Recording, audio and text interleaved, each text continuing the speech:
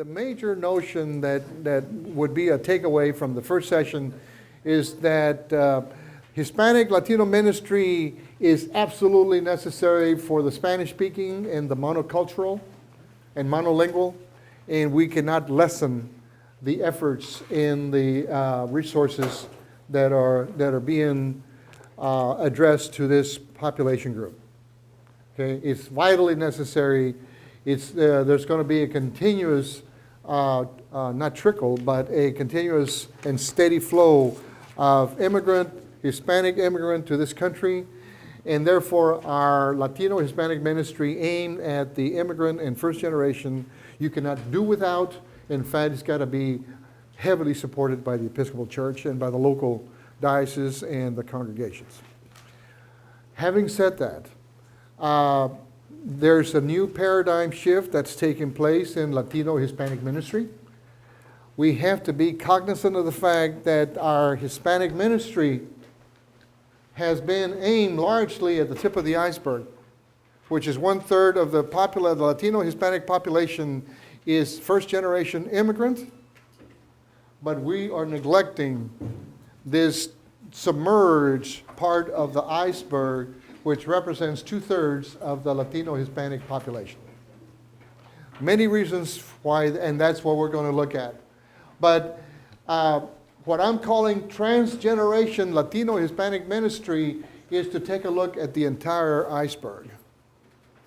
That we can no longer just limit our ministry efforts to the Latino Hispanic community in this level. That we've got to be multi-generational minded in terms of our Latino Hispanic ministry. That's what I call transgenerational. Okay, and we went through a PowerPoint put together by Anthony Guillen, which shows I call it the shock and awe slide presentation, because it tells you the dramatic demographic population increase of the Hispanics from 1980 to 2010. And so that was the gist of the first. Frank, do you have a chair that? Oh, that's okay. I'd like to stand. Okay, I'd like to. The last one. ¿Quieres crecer todavía? Okay. All right. Okay, so let's go.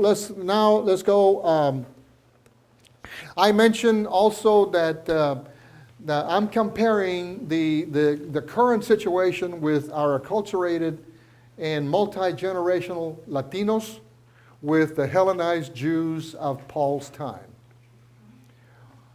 Tax your Sunday school memory again. Remember, Paul was in a fierce battle, confrontation, although Acts, the book of Acts attempts to sanitize the conflict. Okay, but there was a fierce battle between Paul and Peter and James. Peter and James represented the Jerusalem Jewish faction. They wanted people to be converted to Christianity, but they had to become Jews first, which is kind of funny, isn't it? You have to be Jewish in order to become a Christian. What they were saying is that you had to be circumcised, you had to follow the purity laws and other laws that were set in what's called the Noah laws. There are 7 laws. And so they were insisting that all converts to Christianity had to go through this enculturation into the Jewishness in order to become a Christian. Paul said, baloney. We don't have to do that. In fact, you guys are being very myopic because you're concentrating on just the Aramaic-speaking Jews of the Palestinian area, and where our mission field is worldwide. Especially, we have to include the Hellenized Jews, meaning the Greek-speaking, Greek-acculturated Jews of Paul's time, plus the Gentiles. He said, this is where the market is, folks. The future of Christianity is not with the Jews, it is with the non-Jews. Okay? To some extent, the acculturated, multi-generation Latinos, second, third, fourth generation on up, or the Hellenized Latinos. Okay, no longer speaking Aramaic Spanish, no longer embedded into the core Latino traditions and rituals and so forth. And so they are the Hellenized group of our time. And so this transgenerational Hispanic Latino ministry paradigm says you've got to look at the Aramaic speaking Jews as well as the Hellenized Jews. The Spanish speaking Hispanic Latinos, where it's absolutely necessary to pay attention, but you cannot ignore this. This 2/3 of the population. Why? It's almost like the Episcopal Church saying, okay, folks, from now on, we're only going to pay attention to the Anglos that are between the ages of 45 and 65. That doesn't make sense, okay? But in effect, that's what we're doing in the Episcopal Church by saying that our Hispanic ministry is going to be totally tied to this first generation and immigrant Hispanic. Not that we're going to jettison this ministry. Hopefully it'll get stronger, but we're going to include the submerged part of the Hispanic iceberg. And I said this is the USS Episcopalia that's navigating the waters, and that the only thing that is seen at this point is the tip of the iceberg, forgetting that they haven't sent down divers to plumb the depths of what this is. All right.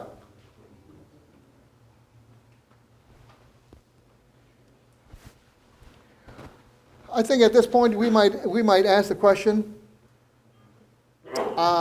if the multi-generation Latinos are the modern-day Hellenist Jews, might not they say, hey, we want in on the action, but you guys are not thinking of us?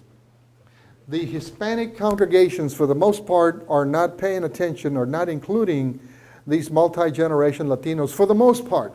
There are exceptions, and perhaps St. Philip's is an exception, or St. Thomas is an exception. But for the most part, the average Hispanic congregation does not attract or make any efforts to change, to adapt linguistically to bring in these more English-dominant Hispanic Latinos.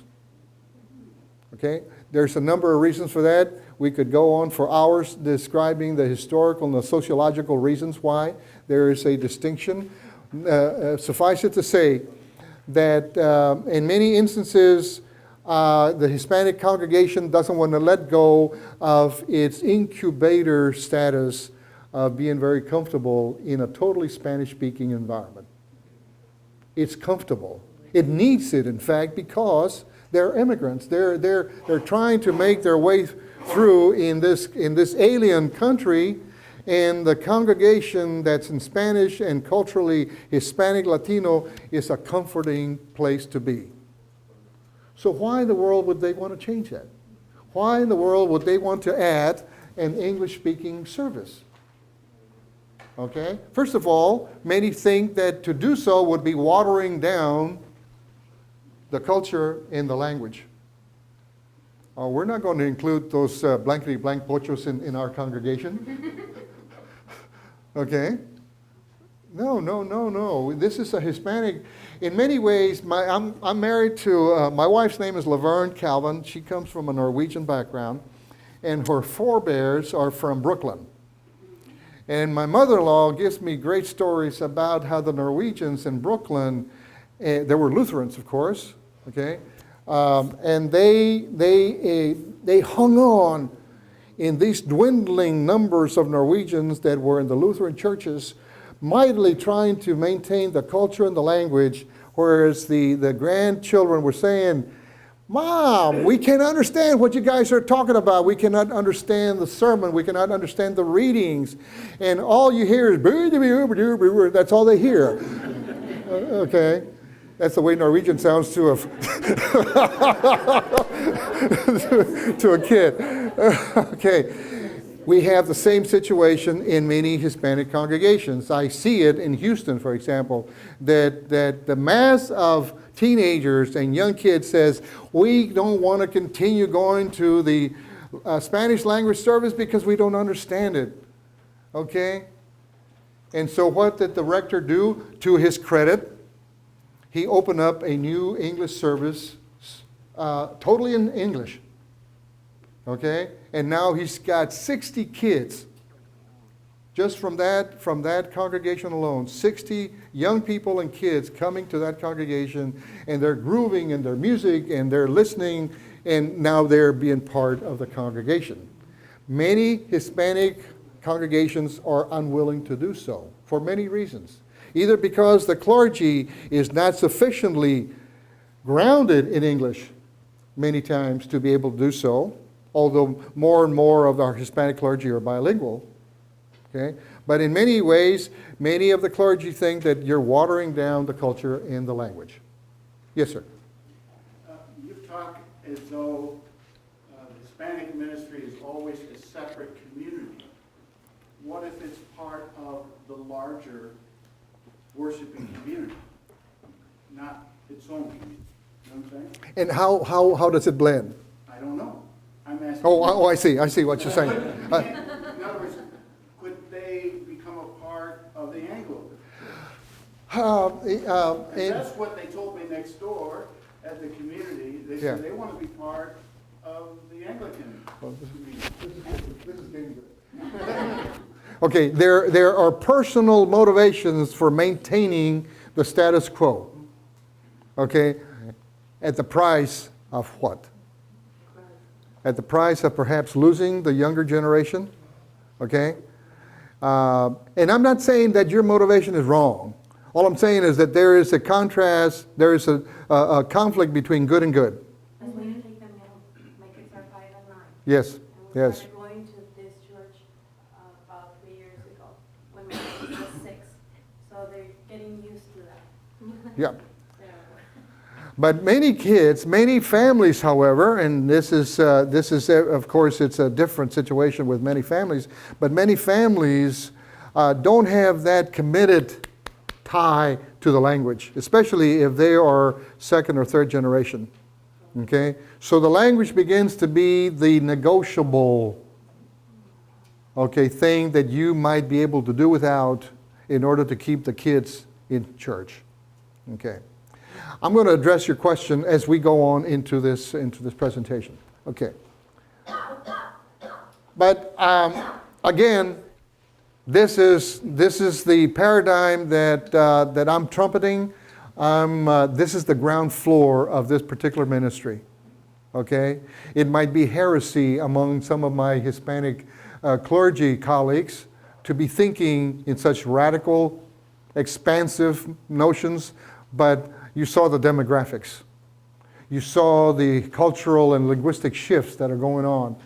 And if we don't pay attention to those shifts, linguistically, culturally, we're going to be in a bad situation. I just want to point out an observation, which is the issues that we're talking about here with the multi-generational and so on could be applied just as, with as much integrity to an Anglo parish, in the sense that Anglo parishes, in my experience, there's a part of them that wants to hold on, Yeah. kind of see themselves like as the first generation. Right. You know, they don't even want to put up a screen to have words projected on a screen Right. because you have to hold on to the prayer Right. book. And that is a generational shift Yes. that they're unable to make. Right.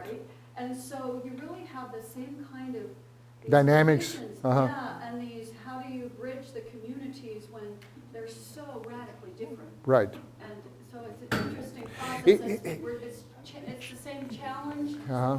There's the additional language challenge here, which I see. Right. And at some point, it all becomes, we're united by the same challenges. And that is, change is difficult, especially if you're dealing with changing my hymnal book, or you're changing my prayer book, Okay, we still refer to a 32-year-old prayer book as the new prayer book.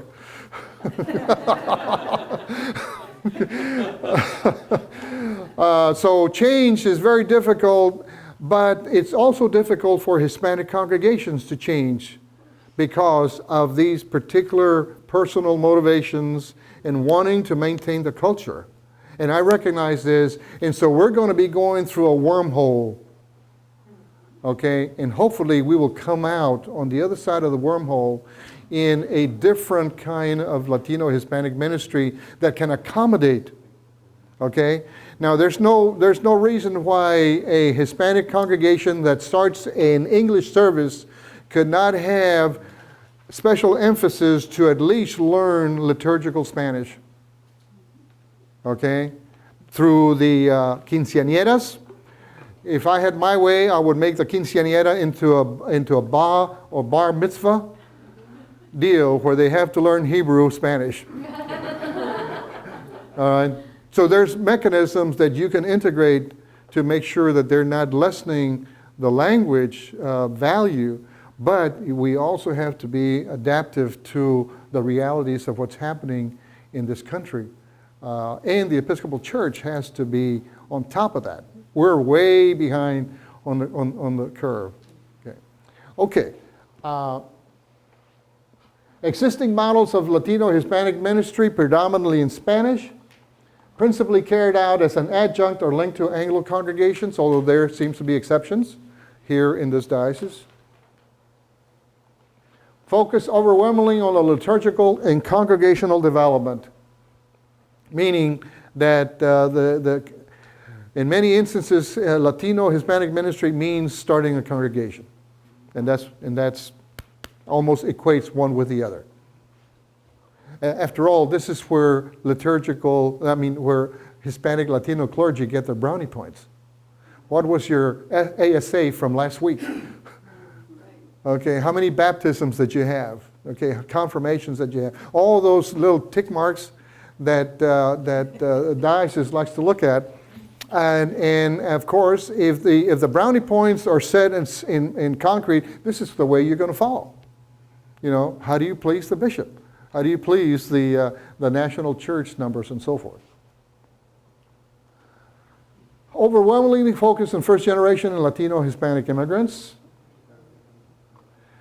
The usual pattern of Latino Hispanic models activities, we have standalone congregations, mostly in mission status, few parishes. There's very few parishes in the landscape of Hispanic Latino congregations. They're mostly missions. Some, on a rare case, have a satellite that they themselves have started in another area. They have started, in effect, a mission. Okay, starting perhaps with a preaching station, or they actually then develop an actual liturgical worshiping space of some sort. There's few home churches or small group cells, although this is a sleeper, both for Hispanic congregations as well as Anglo congregations. We're not paying close enough attention to this. Nancy was telling me about a situation that you got groups of 10, 20 people that are meeting for particular purposes. The Church of Our Savior Mhm. in Washington, D.C. In Washington, D.C. Yeah. The typical size of the congregation is somewhere between 10 and 20. And they meet in homes? They meet at homes. They meet in homes, right. And where else to engage the community than in a non-threatening place where you can break some bread, have some wine, and perhaps learn something on the Bible or have a prayer group or whatever. That is, the home churches really should be kind of the in-between stations between secularity and real church. Okay. Most of the Hispanic congregations that are tied to Anglo congregations, normally your Spanish service, because it's an afterthought, is relegated to either noon or 1 o'clock, or perhaps in the evening on Sundays, or even rare on a Saturday. Okay. Some have a satellite worship site, which is the exception. And some engage in non-Hispanic or non-congregational development, and they go into the social services. The social gospel becomes paramount, where you're either funding a social service outreach, people going and taking sandwiches under the bridge, okay, to the homeless population, or they are funding a direct social services organization that can benefit through the funding of the Tony Church in town that can afford to have significant funding for this purpose. This is normally the patterns that we have in Hispanic ministry. Okay? There are exceptions, of course. And it sounds like San Diego is becoming a with it diocese. That you guys are really going outside the box, thinking outside the box, and being entrepreneurial. And this is what this new paradigm of transgenerational Hispanic Latino ministry has to have, and that is, it's got to be entrepreneurial. Okay. Can you explain that? Can you explain that? What do you mean by entrepreneurial? Okay, meaning that many times I think of Episcopal clergy as being bankers that sit in their desk, and the client comes in to get a loan. Okay, and then you're going to judge as to whether they get the loan or not. Entrepreneurial means that you get rid of the tie, you go out into the community, and that you start doing some shoe leather evangelism. That you start seeing what are the issues that are troubling this particular community or this particular segment of the population that you're dealing with. And you see something and then you coalesce resources. You become a broker to attempt to address a particular need out in the community where the real world is. That's what I mean by entrepreneurial. And we have to be market savvy, we have to be sales savvy, we have to be product savvy. What are we selling as the Episcopal Church? Okay? Especially to Latinos, Hispanics, many of whom who come from a Roman Catholic background. We're selling liturgics, we're selling sacraments, we're selling a more tolerant theology, we're selling a more flexible polity of being church, we're selling inclusivity, well, sometimes. Okay. In other words, we have many ecclesial assets that are still on the shelf. We are not taking these ecclesial assets out into the community and saying, hey folks, this is who we are. You know, the Episcopal Church is one of the best kept secrets in the world, especially with Hispanic Latinos. Okay? We are non-proselytizing, we're almost Jewish in that standpoint. We don't like to proselytize either for whatever reason, either because, whoever's an Episcopalian is already one, or we just don't have that evangelistic impetus to go out and convert people. Can I just add something real Yes. quick? I think that's a very important point you made, because I'm in my mid-30s now, and I was born Roman Catholic, Mhm. so was my husband, and it wasn't until even, 5-6 years ago that I found out about this. You discovered, huh? Yeah, and it's like, where have you been my entire life? Yes. I was raised here, I grew up here, this would have been something that, it feels perfect, but I didn't know about it. Exactly. If I had, I would have joined a long time ago. Right. That was really Same here. Same there. What brought you to the knowledge of the Episcopal Church? Believe it or not, Jan Karen's books.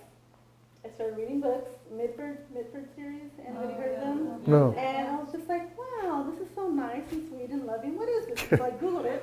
Yeah, right, And I right. did, I Googled it and I found out more about it, and I was like, what is this Episcopal Church? And so I Googled Episcopal Church, and the more I read, I was like, I get it. I'm like, I want to hear more.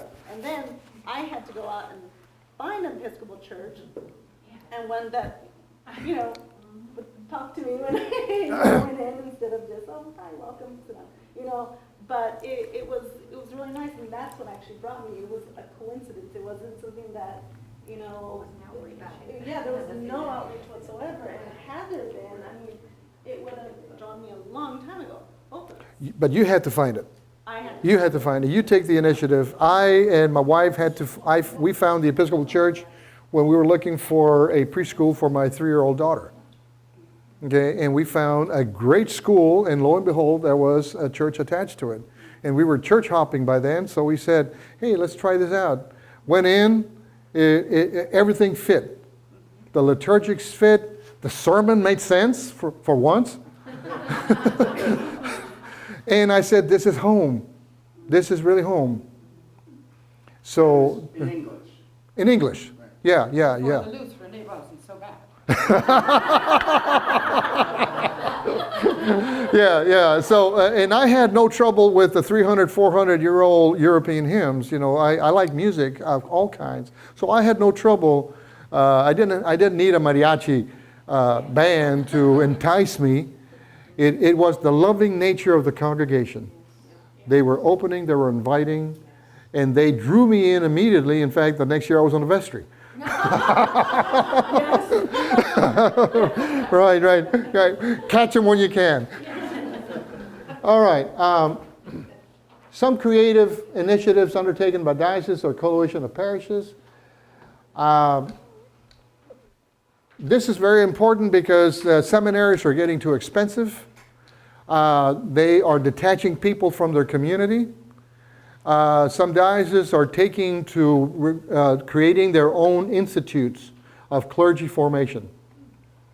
Okay, and then they will, by hook or by crook, they will patch together a basic formation, and then they might send the candidate to finishing school in a local theological school or liturgical school to get the necessary rounded things that are necessary to be ordained. Funding of a social service or health community group. Funding a community economic development project. Okay? Have you all ever heard of microloans? Microloans, if you've got a parish or a coalition of parishes that can put together a $30,000 fund to use as microloans, and then use these loans for women who are wanting to start their house cleaning business, or even get these women into a cooperative, okay, and provide the necessary wherewithal to enable these women to get supplementary income. These are community economic development projects, and we can be very critical a part of those projects. New church plants with an intentional multicultural flavor, but with an MGL core. One of the things that that is absolutely necessary, especially for, if you excuse the expression, a white bread church. Okay? One of the absolute things that are necessary for that kind of a church that is very Anglo, very steeped into their culture, is that before they could even consider anything related to Hispanic, Latino, you've got to have some form of plowing the ground. You've got to turn that dirt over a little bit so that there is a sense that we, at least a certain part of the congregation, can be intentional about being a multicultural component. Okay, multiculturalism is the bedrock of the new paradigm of transgeneration Latino Hispanic ministry. What am I saying? Is that if I go to a rector or a vicar and I say, look, I'm going to bring some training resources to your congregation in your vestry, and we're going to train you how to grow, how to develop your congregation so that it becomes an attractive congregation that people will come to. And one of the ways that we're going to do this is to teach you the ministry of hospitality, which is invitation, welcoming, and relationship building. Okay, we can teach you these dynamics so that you then, your new ministry core group, will then fan out and be able to become the vanguard for an evangelistic effort into your area so that you can grow, you can start developing and so forth. Okay? Now, what rector or vicar would object to that? Unless they want to keep themselves, limited. Now, as part of this hospitality ministry is that you cast out a net. You don't care whether there are Anglo, Black, Asians, Hispanics, whatever. You're casting out this hospitality net, and hopefully in that net you're going to catch MGLs, multi-generation Latinos. Okay? So that you're not just emphasizing one particular segment. Okay? There's an MGL. Let's get them. Okay. MGL's wanted.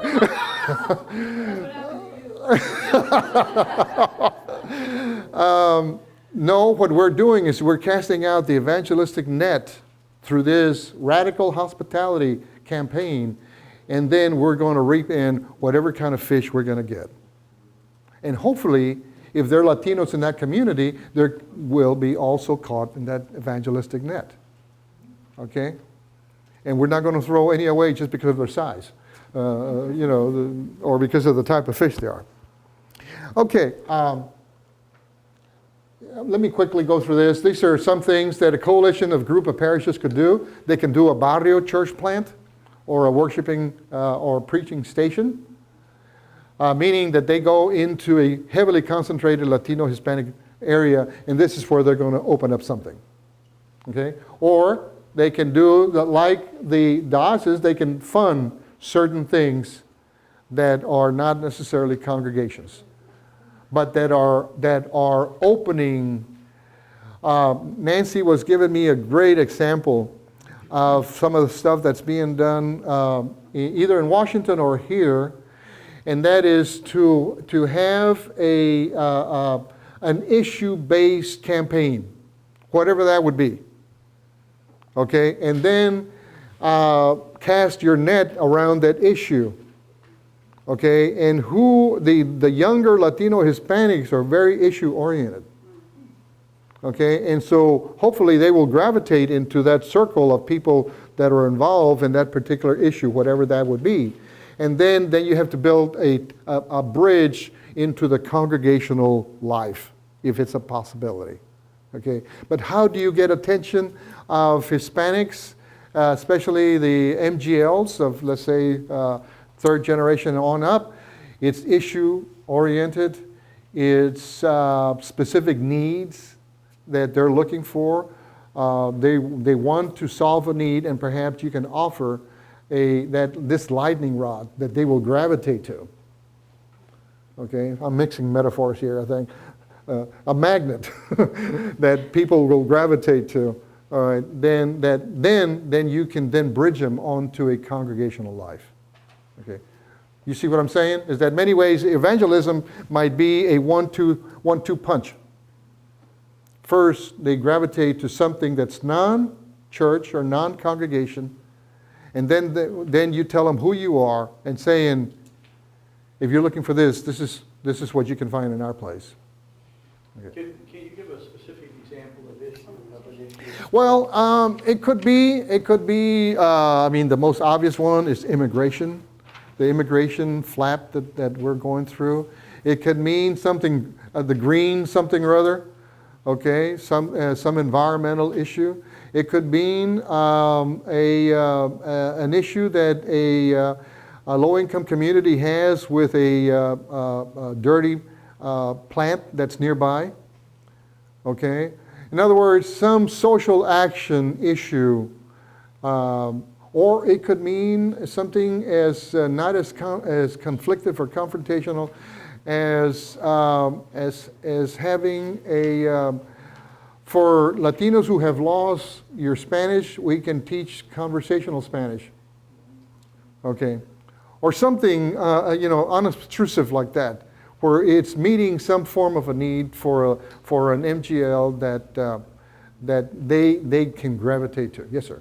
How about English as second language Yes. classes? Yes. Where they're teaching. Exactly. Yes. That'd be great. Yes. All right.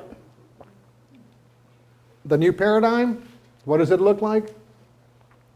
Expands the current Latino Hispanic ministry to include multi-generational Latinos in both Hispanic and Anglo congregations.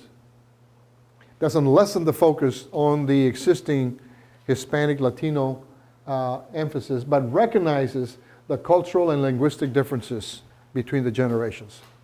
In other words, if you're going to engage in multicultural Latino ministry, the currency there is being culturally competent, not necessarily being fluent in Spanish. You've got to be fluent in Spanish in order to address the needs of the first generation and immigrant Hispanics.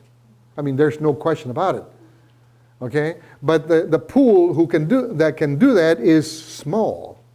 Unless, whether it's Anglo or Hispanic, you've got to know Spanish in order to do that effectively. However, if you are now attempting to and rubbing elbows with multi-generational Latinos, the language doesn't become as important as it is you being culturally competent. Okay? In order to understand where they're coming from.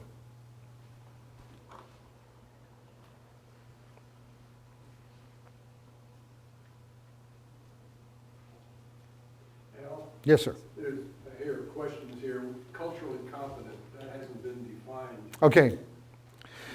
Culturally competent means that you at least know the difference between Chicano, Latino, and Hispanic. Just plain, simple things. That you understand the difference between a Mexican and a Cuban. Too bad Frank is not here. Okay? And that you don't confuse one with the other. That you don't confuse a fresh off the boat Hispanic with a third generation Hispanic, and that you know the cultural distinctions and differences between the two. That you can honor the fact that many Mexican Americans, for example, don't want to segregate themselves into an English service by themselves. Mexican Americans, especially of third generation on up, they want to mix with the community, with the English-speaking community. They don't want to be set off by themselves. Because why? That would mean resegregating themselves. Those are the various cultural things that one has to be aware of. Also, if you're in a Hispanic community, among Mexicans particularly, they love the quinceañera, the celebration of 15th. And usually it's done for girls, but we had a boy recently who his mother wanted him to have it, and our priest made up a service which was just beautiful, and she wanted it in English. In English. Although her first language is Spanish. Yes. But the children all speak English, and so Right. honored that, and it was such a beautiful service. Everybody loved it. Do we We'd have be willing resources to share for that? that. Yes. We do? Yes. We've got examples of English quinceañeras. Okay, that can be done. And in fact, that is a wonderful marketing tool, if I can use that term. Yeah. Wonderful. The Catholics across Yeah. the street And charge $500. Mhm. We don't, yeah. And if you can add a requirement that the quinceañera girl and her chambelanes, meaning the escorts, come and have at least 2 classes before you will do the quinceañera, you've got a chance to exactly. It is beginning to orient them as to who we are and what is the expectations. Okay, and what are they doing liturgically and culturally? Because many of the quinceañeras don't know it. It's just a tradition that they're going to go through. But if we can take that as a teaching mechanism. Is that also still true for like the 1-year birthday of, I've been invited to Yes. the 1-year birthday party of Yeah. Yes. A 1 year or a 3-year-old presentation. Yes. First communion. First communion. That's the most popular. Yes. Among the culture, the tradition. That's a thing that you have to do for your kids, you know. And But we don't even do though that in the it's Episcopal a Right. Roman Catholic tradition. Right. You have a chance to have a course of 6 months of them being there. Exactly. And learning about the Right. Episcopal Church. And several parishes go anywhere between 6 classes to 6 months. Okay, depending. And basically, personally, that's the reason why I ended up in an Episcopal church. Mhm. Because I was looking for a first communion, and my Roman Catholic church wanted them to be 3 years. Oh, yeah. And that was too long Yes. for us to Right. and too expensive too. Right, right. So that's why we ended up in an Episcopal church, and we liked, the way it was, and that's how we got involved. That's right. But most of our congregations, the way it's gotten there. Yes, that's right, that's right. Glad you point that out, because that's also a teaching opportunity for First Communions. Yes, sir. If I can share one thing that I learned culturally, my wife and I fortunately attended one of the classes that Richard Kai, who happens to be an Episcopalian, puts on for people who do cultural programs or social programs across the border. We Anglos tend to be chronos. We're time sensitive. Mm-hmm. We learn that Latinos or Hispanics Mm-hmm. tend to be relational. Mm-hmm. And if I say I'll meet you at 11:45 this morning, I show up at 11:45. My Hispanic friend may not, because they have another friend who they're involved with at the time. Mm-hmm. I leave at 11 or at 12, Yeah. angry. They arrive at 12:05, Mm-hmm. angry at me that I didn't stay. Yes. But if I'm understanding that they're relational, and it's more important, my relationship with them is more important than my adhering to a calendar or to a time, then there's an understanding between us. Yes, yes, that's a good, and another example of that, of cultural competence, normally in an average Anglo setting, you've got, let's say you go to a conference or even a cocktail party, and you've got 3 or 4 groups of Anglos speaking to each other, they're conversing, and then another Anglo or a Hispanic, doesn't make a difference, comes up and wants to join in on the conversation, and they continue talking. Don't even acknowledge this person to say, oh, by the way, we're talking about this, just even to acknowledge the person. If you go in a Hispanic Latino situation, you got 3 or 4 Hispanics talking, okay, and another one Hispanic joins the group, they immediately stop what they're conversing about. They say, hey, ¿cómo estás? How's the family? How's everything? I haven't seen you in a long time. ¿Cómo está? And you do the personal touch. And then you continue with the conversation. That is a distinction between the cultures. Okay, I had to discover that, and I thought, man, these Anglos are so impolite. So impolite, But I finally had to understand the cultural nuances between what I expected and what is the kind of the norm. Okay, so this is another example of cultural competence. This is very important. The new paradigm of transgenerational permits more Anglo clergy to engage directly in this English-driven Latino cultural ministry previously closed due to Spanish-only requirements. In other words, in clergy speak, the deployment opportunities increase tremendously if you don't have to learn complete Spanish. Now, it helps to be 25% fluent or be able to spout off some good phrases. Órale, güey, something of that sort. Okay, or something, como da la onda, something that culturally ties you into the group. Okay, your body language, even if you don't know the Spanish, your body language says, I speak culture to you.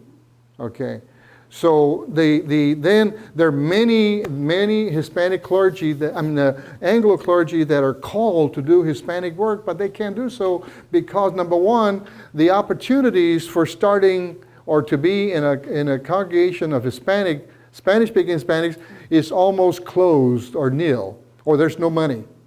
However, if this is a young curate in a big church that is wanting to engage in Latino ministry, the MGL ministry is open to them. Look at in other words, all of a sudden, it's all of a sudden the salesman goes out and into the field and says, God, look at all these customers. And I didn't know they were there. Okay, so it is dramatically opening the possibilities for non-Hispanic clergy to engage in Latino ministry if you are not totally Spanish speaking. Okay, but you got to be culturally competent. Boy, this is really. I'm gonna breeze through this. By the way, I can send this to whoever wants to follow this thing up. Okay. The whole thing? Yes. I'm sorry? There's going to be a form that's going to be filled out, and if you will indicate this, and we'll send that. Why? Because I want you to be the ambassadors of this new thing that has to be communicated. Okay?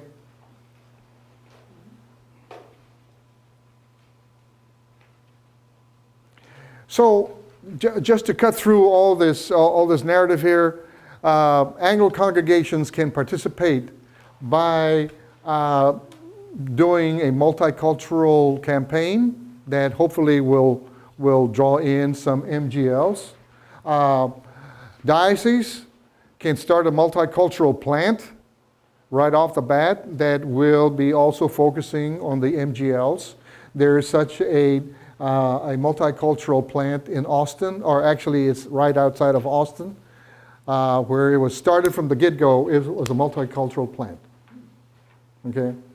No ifs and buts. So it's got MGLs, it's got first-generation Latinos, it's got Asians, it's got blacks, and a couple of rednecks.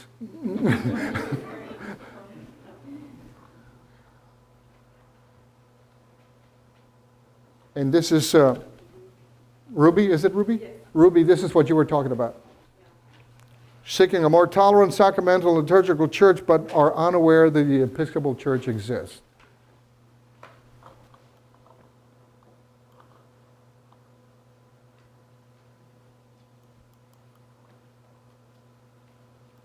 Well, it's not only relegated to congregations. What about the Canterbury ministries and campus ministries, or those congregations that are close to a university or a college? You got ready-made MGLs there, and a tremendous inventory of MGLs who are right there, and we're missing a total lack of perspective that this is the entree many times for young MGLs to learn as to who the Episcopal Church is. But we don't think in those terms. Okay, we're looking at the young hipsters and so forth and so on, and we're not really casting the net wide enough. Even a very evangelization, and we want you to learn about Jesus, EYC, can be very effective. Because why? They're already going to school with MGLs. They have friends. They have a working relationship. They're classmates, or they might be boyfriend and girlfriend. Okay? They already are the shock troops that are in the community that rub elbows, and with them, they're not like their middle-aged parents or their grandparents. They are now reared and expect a multicultural environment. What's EYC? That's the youth group, Episcopal youth group. Episcopal youth group. You got even some special ministries in the congregation that can lend themselves to special invites. The Daughters of the King, the Men of St. Andrews, choir groups, parish event committees, and so forth, where it's not the total congregation doing the invite, but a specific ministry. Or if you got a healing ministry, okay, that can be inviting people to come to that. That's a start. What you want to do is you want to get a foothold. You need footholds in order to start the ball rolling. Our Christian formation Bible studies, book clubs, healing ministries, prayer groups in homes. This is one way to start. Okay, you don't need to add a 2 o'clock service. You can start with a home church. Okay, you can do morning prayer, evening prayer, noon prayer, whatever. Okay.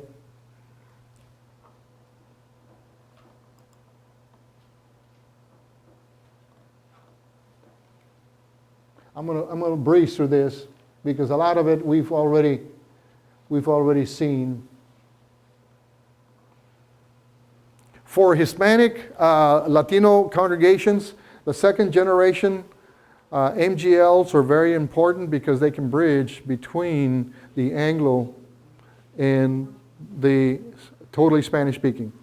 They are the I6, okay, that can span the generations.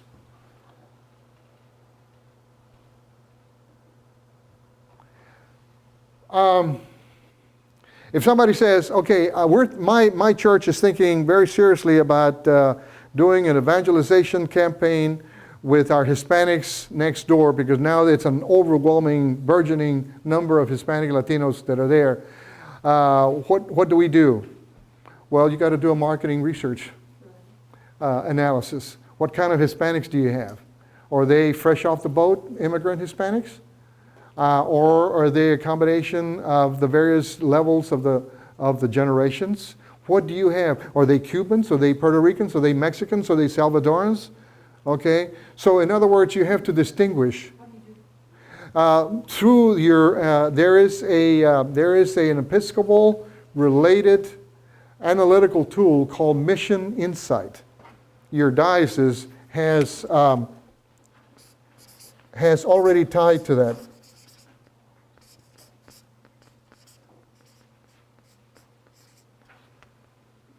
Nancy, and where is Michael? Michael here? No, Michael is not. Oh, Michael. Yes, Michael. Well, you're tied into Mission Insight, aren't you not? All right. Yeah. This is a tremendous analytical tool that can begin to dissect your community. This is a national program that the Episcopal Church is tied into. It's not part of the Episcopal Church. They are using this analytical tool to do community analysis, and it's very good. It's very good. You can get to it through the Episcopal Church website. Yes, yes, or your diocese. In the Diocese of Texas, I've got a password that the diocese gives me, and any area that I want to do an analysis of, I just put in the zip code and boom, there it is. Okay, I focus in on St. Swithin's on the Swamp, and I say, give me a 3-mile radius analysis, and they do that. Okay, it's very precise and very good. But it doesn't break it into first generation or multi-generational. It just tells you Hispanics or Black. Right, right. But it does give you a little bit of a semblance of nationality groups. Okay. Yes. Age groups? Age groups, yeah. Male, female, how many? Yeah. It's unbelievable the amount of data.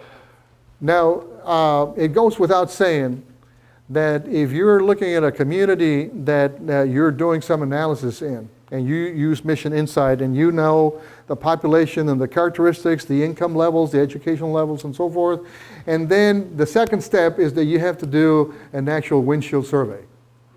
You've got to get into that community and do a visual survey as to what this place looks like.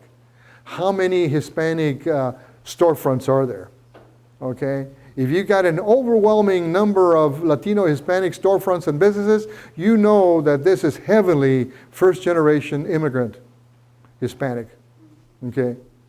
You know, just off by the physical evidence of the business that's going on there. Okay? So, analysis, and shoe leather and windshield surveys. You've got to do that. Okay? Because, why do you have to do that? Suppose that you say, your bishop says to your congregation, you are in the middle of a Hispanic growing population, we want you to do something with it. Okay? What do you do? What kind of Hispanic ministry are you going to engage in? First of all, you have to know what kind of Hispanics you're dealing with. It could mean that the conclusion is that the best route to go is to do a Spanish service, first generation, immigrant type of ministry, because that's what's called for. Okay? Never mind the MGL. You don't have the luxury in this particular area to do an MGL type of inclusion. You've got to deal with what's there. And so you've got to determine what is the market and what does it look like. Remember the xeriscape landscape. Okay. Oh, I'm going to go through this. Communications, absolutely vital to be part of your strategy. Especially for young MGLs, you got to have somebody who knows Facebook, knows Twitter, and all those good things to reach the young MGLs. Radical hospitality. If you've got a stiff, again, pardon the phrase, white bread, we are the Episcopal Church, and by God, we're not going to change. Okay? That's not fertile ground. Okay? So what do you do? If you're trying to find, if you're on a diocesan level and you're trying to find fertile ground to do this Hispanic ministry, you dust off your sandals and go on to the next town. Okay? To see what that looks like. So you got to have somebody who's open to radical hospitality, loving invitation, and especially a loving heart. A loving heart, an expression of openness, accounts for 60% of the success for this type of ministry. What's LULAC? I'm sorry? LULAC, bottom line. Yes. What is that? Latin, it's the Latin, the League of United Latin American Council. It is a 60-year-old fraternal and civic group that was put together in the late 40s, early 50s as a place where professional, middle-class Mexican Americans, business Mexican Americans could group together and be able to, in many instances, fight for their rights as well as for recognition of the contributions being made by the Latino community. So you have these nesting places, the Hispanic Chamber of Commerce, the GI Forum is another civic, civil rights actually organization. It's like the NAACP. Okay? And so if culturally competence means that you know about these organizations, then where do you meet in MGLs? Go to one of the meetings. Okay? This is where they are. This is where they congregate. They got social clubs. They've got baseball leagues. I know one particular Anglo priest who says, the way that I'm breaking into my Mexican American community, I became the chaplain to the baseball league, made primarily of Mexican Americans. Is that in Texas? In Texas, yeah. Yeah. What is GI? GI Forum is it was put together after the Second World War to fight for the rights of Mexican American veterans, many of whom were being denied burial in Anglo cemeteries, even though they were veterans. And so it became a civil rights type of activity. Boy.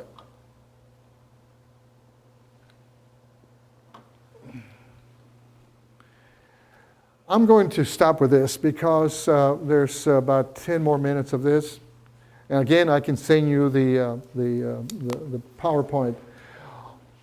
Let me ask you one question. How many of you know or have some relationship with a Latino Hispanic person who is English dominant or is bilingual, bicultural, that you consider a peer?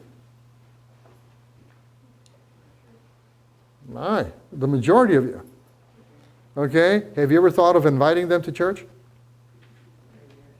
Oh, I've met them now in church. You've met them at church. Okay.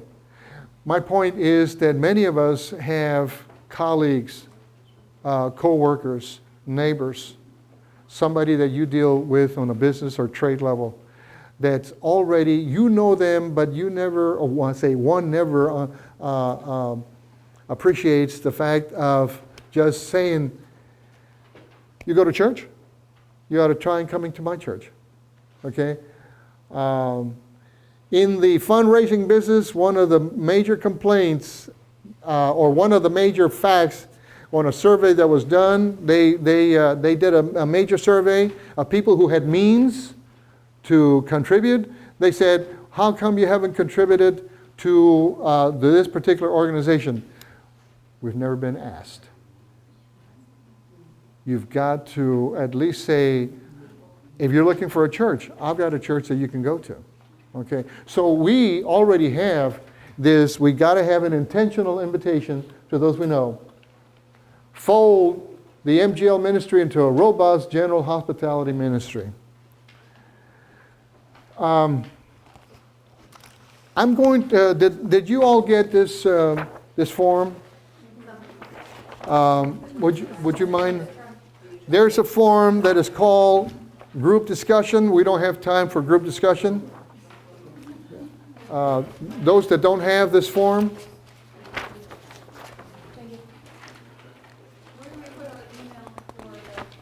yeah, the forms that they can fill out. How many need this form?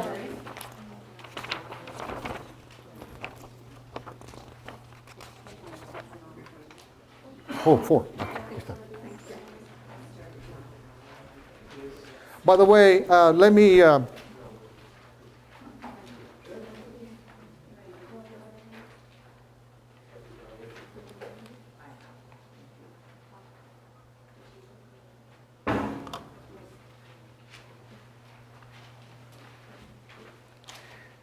Here is Anthony Guillen's information in case you want to pursue any of this, because he's got the finger on the pulse of the Latino Hispanic ministry.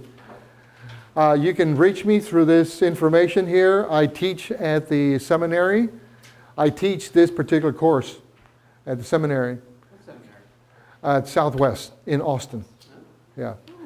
And also, I'm a fellow of the Episcopal Church Foundation.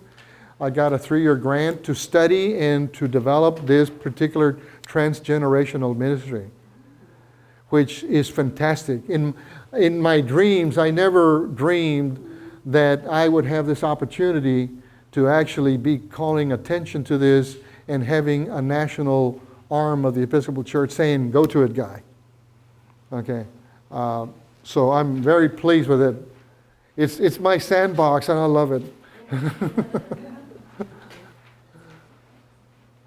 And this, by the way, a little bit of bibliography and some links. This is a must book. If you want to have some ideas of what's happening in an evangelical context, this book here, Future for the Latino Church, is absolutely a must reading. In fact, if you have a group in the parish that wants to be looking at transgenerational ministry, this could be a focus group for you to study.